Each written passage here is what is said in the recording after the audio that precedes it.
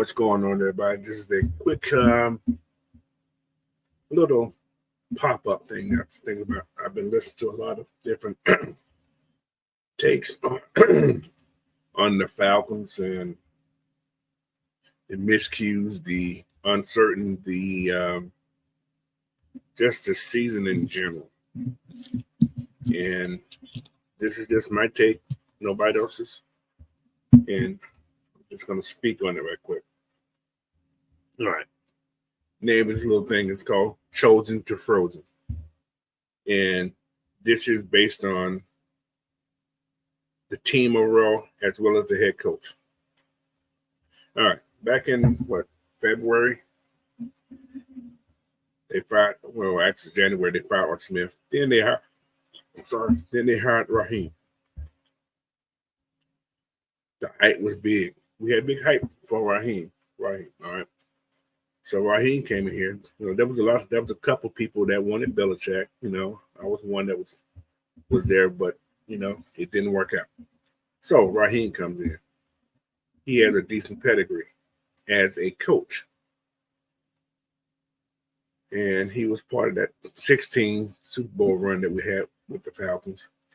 And he just coming off his Super Bowl a year or two prior with the Rams. And he won one as a young player, or as a young coach, not a coordinator, but as a coach with Tampa Bay. All right. We all was happy. Well, not all. A lot of us was happy with that decision. He was going to come in here and get things changed. Like all coaches, they come in and they want to make things better. Have we made things better? I think the fan base was rallying early. And they was happy with this. However, everybody have their own say about the Falcons. The Falcons are one of those teams that you have fans here, and nobody's together. So you don't have that whole fan base that support the team in one. And that's most teams. But we have 60 that don't support and 40 that really do support, which is a strange number when it comes down to fan support. But anyway, back to Raheem. Raheem is a talker. Raheem is a very smooth talker, as we all can tell. He knows what to say. He knows how to say it. And he knows how to get you to believe in what he's saying. Now, I'm not saying that he's doing anything wrong. I'm gonna break it down a little bit more. But is all the blame warranted toward him for the way the team looks? Yes. Everything starts with the head coach. And yes, he's a player's coach. And we all know he's a player's coach. But does everything warrant to him? Do the players get any blame? Do the coordinators get any blame? Does the GM get any blame? The head coach's job is to coach the players and to motivate the players. But his job is not to go out there and play for the players. You can prepare all week long. But if everything gets executed, if everybody ain't motivated to play and everybody ain't going to give it their all, I'm not saying nobody hasn't give it their all, but it ain't on the head coach. But because he's the face, he's going to get the blame. All right, so let's look at it this way. Raheem has a mentality of what a Dan Quinn had. He trusts his coordinators to do everything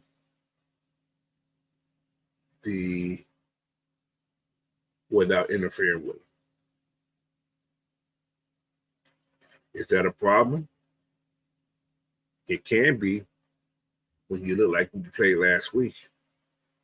But this only happened last week. We still had people complaining about it, but last week was the straw that broke the back of the love for Raheem, because you lost to the Seahawks. But who to say that the Seahawks were that bad? They did have one of the best passing quarterback in the league coming in. Because his name is Geno Smith, you took that respect off that kid. That's just, like I said, this is me talking. I'm just looking at it from a cultural perspective.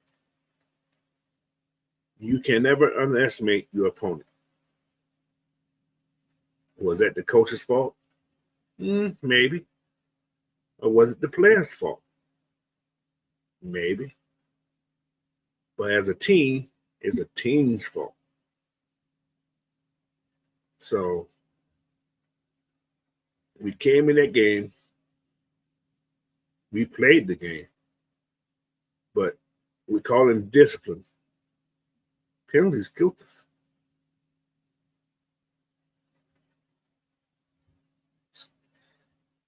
But is that the coach's fault because of the penalties?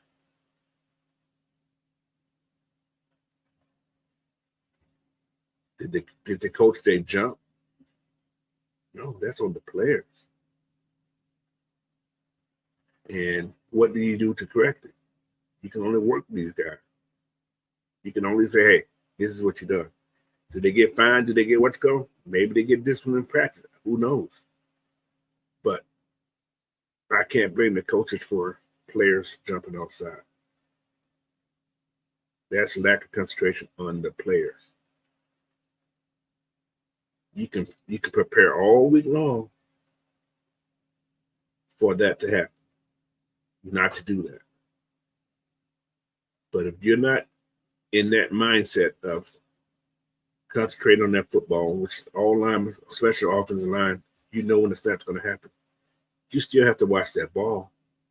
But if your mindset is worried about what that man in front of you doing instead of just doing your job, is snap, man, protection. Because every time you jump, that's 5 yards back. We moved back 3 straight times, man. I ain't gonna say it's unheard of, but that's a lot. So the players have a lot to do with that also. That's well up to head coach to a degree. But all the blame can't go on that head coach. So tackling. Yeah, I'm gonna shoot around the bush. I don't know what I'm just talking about things. I got things. I got certain topics wrote down. Tackling is terrible. Tackling for the Falcons this year is terrible. DBs are tackling well because we're not letting a lot of run after catch go. DBs are well. It's our front seven. Tackling is terrible. Why? I have no idea. And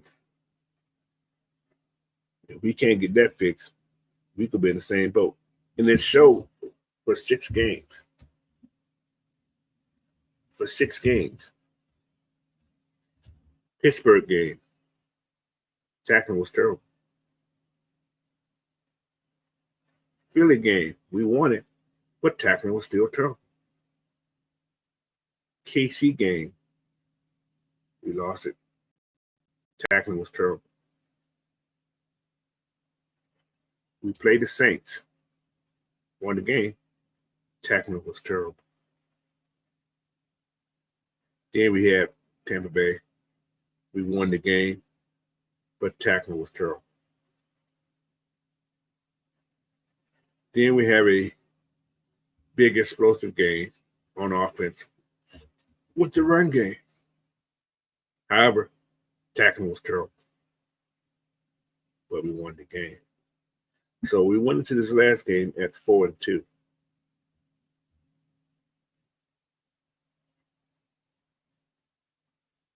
We had the high hand, but we had this big explosion on one of the worst teams in the league.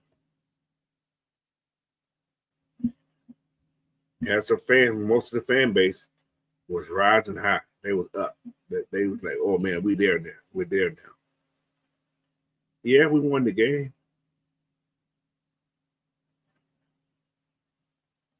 And people still looking at what they see on paper, but not in the game. Yeah, we have a great team on paper. Our team should be rising high on paper, but we're not. We don't know what this team is. First time really assembled as a full unit. First time coordinator, first time new quarterback. First time head coach. Well, not first time, but you know what I'm saying? First time offensive coordinator, play calling full time. First time defensive coordinator in the pros calling defense full time. I asked a question earlier in the season. Are we playing with the hype? Was this team for real? Or is this team what it is? We don't know what it was. So this year here, I hate to say it, we still gotta find out. I understand. I heard what they said. We're here to win now. Yeah. But what is that? What is win now? Win now means play one game at a time. Because we don't know what the future is going to hold. A lot of people are going to say, well, we got missing what's going. Yeah, we're missing linemen. Yeah, we are. I'm not going to take that away. But was it that bad that we should have looked that bad?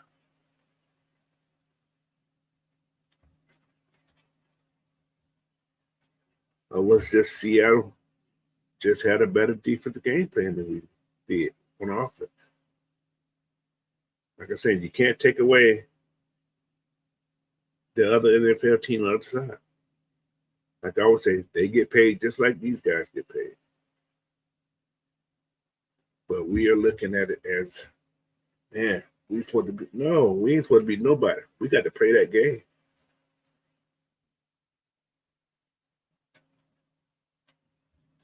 Because you can say that we didn't supposed to be Tampa Bay. You can say we ain't supposed to be Philadelphia. That's what everybody else said. But where's the line?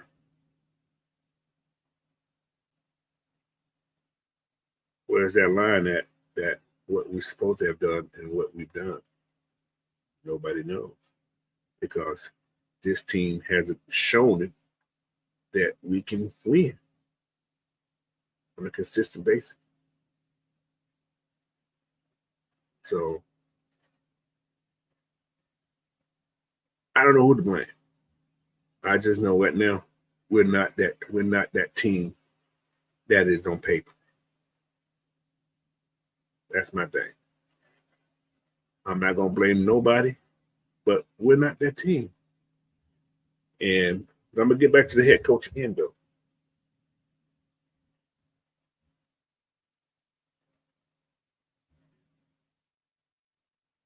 We're talking about Raheem.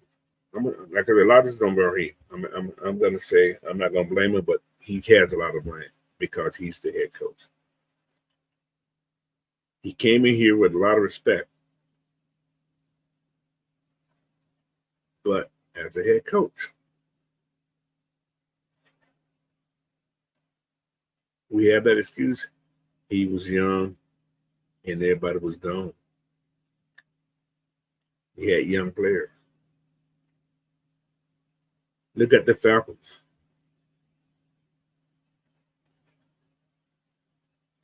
This is a young team. Young team with talent, I say. But they're young. We brought in a veteran quarterback, which I like, Kirk. I do. And I think Kirk Cousins is going to be fine. And there's nobody that feel bad about this game than he does. Short field. Turnover battle. You win a turnover battle, now is your time you win the game. And what they done, they won the turnover battle. And they won the game. 20 points, guys. We scored 14 points. Not going to cut it. As well, if you can't stop nobody, it's not going to cut it.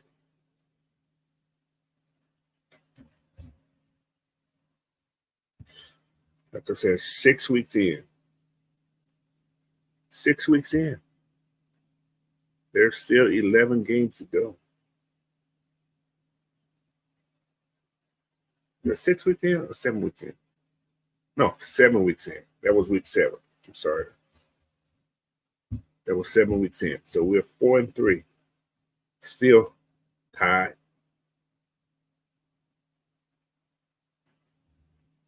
Actually, are we tied?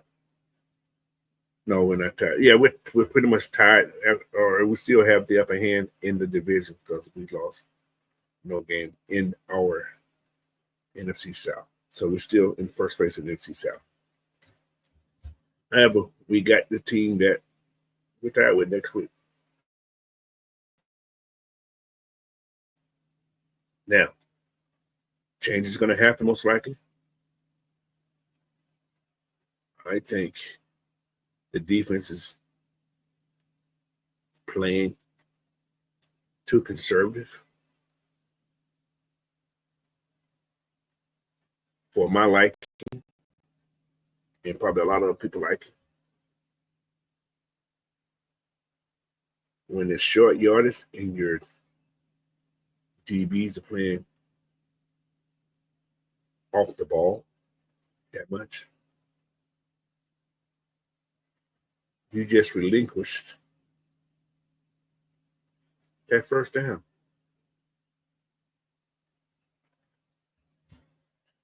But those guys get paid the money.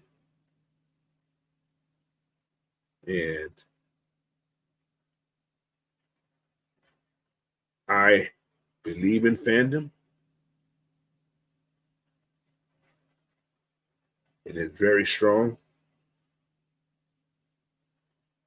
But some of it get emotional, get so tied up.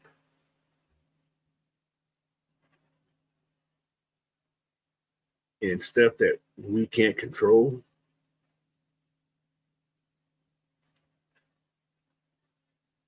I understand. I used to be that way. So I started doing this live streaming podcast, what do you want to call it, thing. I can't no more. Because I can't be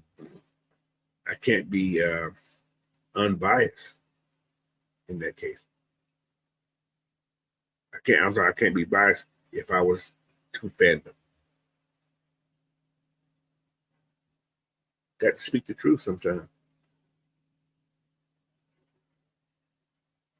And the truth is, we look great on paper. But when it's time for that game, we ain't it. We got the players. And like I said, back to the coach. Is the message not getting to it? If it is, maybe something else needs to be said or done. Maybe the captains need to step up and speak up a little louder. Sometimes that works. Sometimes it doesn't. So next week, again, if it looks the same,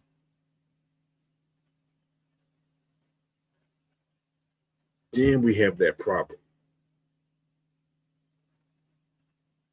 Is what's going on. That's one game. We've been in every game. This is the first game that we have not been in the whole season.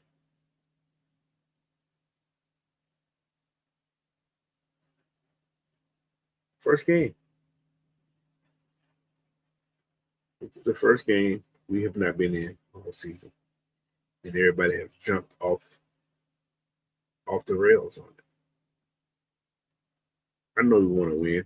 I know we want to win every game. But so does the other team on the side. I know people will go, oh man, you just know. I don't care what you think about me. I really don't care. You know that I don't care. But the truth is, maybe we're just not who we thought we were, except on paper. And it's up to this team, as a team, that's head coach, players, everybody, coordinators, to prove everybody's wrong. I'm going to still root for them, win, lose, or draw. I'm going to still do my live, what's called, win, lose, or draw. But for us to achieve where we want to be at, we have to be a total different team. And maybe you don't understand this video. I just had to get certain things on my mind. That's in my head right now. But it is what it is.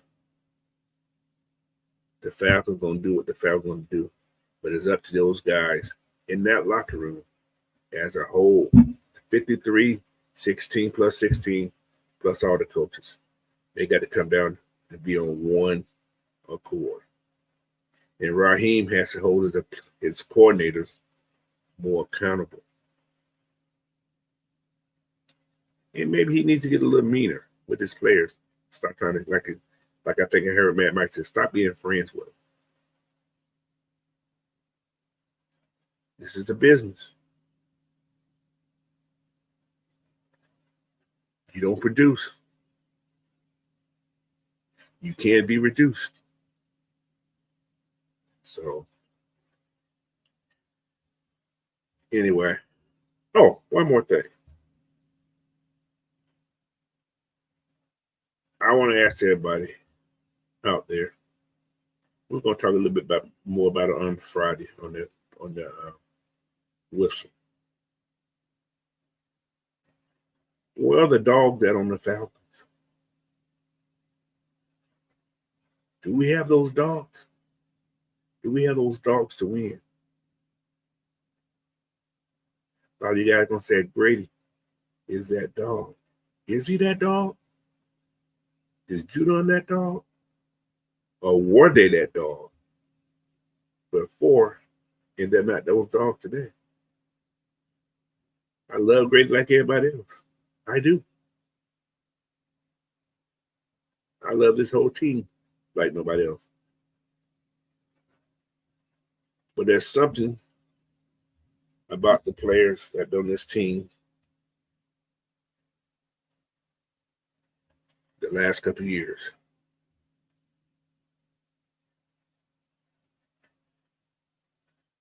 They don't play with that killer instinct. Some of them don't play with that killer instinct.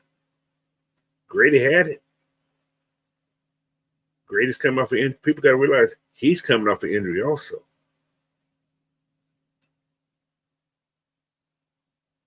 He's coming off an injury also. He's playing okay. He's in double team. Yeah, he is. But my thing is, you drafted some young cats who are hungry. I know Root getting his little shine. They wait to the last minute to let Zach get his shine. When we gonna see Brandon Doris? When you gonna let him get his shine? I'm just saying. And not last but least, a lot of this here, nobody said anything. Does Terry have any blame on this? Has anybody? I know he drafted some great players. He drafted some good players. But when does anything fall on Terry? Or does it all fall on Raheem? I don't know. We'll discuss more about who's those dogs, man. You guys come with me Friday. You guys have some names. Who the dogs on this Falcons roster as of now? I'm just curious to find out who you guys think are the dogs on this roster. I mean, dogs. The kinds that bark when they're asleep. Those kind of dogs. That you touch them, they're going to bite. Got attitude. You ain't got nobody on this team with no attitude. Sometimes you got to have that crazy somewhere. We don't have that crazy somewhere. I think the last super crazy we had was Rashid Henry. That's the last super crazy guy we had. That just did his job and caused havoc. So anyway, that's just me. This is my talk. If you don't agree with it, you don't agree with it. But I put it out there. Like I said, this video is just something I had to say, something I was thinking about, and I don't know what all I said because I'm recording this and just talking off the top of my head. Anyway, like I said, we're 4-3, 7 games in, 10 to go. Lots of room for improvement. All right, so that's one game. We're 4-1 in the NFC. 4-1. And we already in the blame game. I get it. I do. But that's just how some people are. That's how some, fans are. But anyway, it's been Coach, man. Thank y'all for listening to this. Let me speak on it, man. And I'll see y'all Friday night.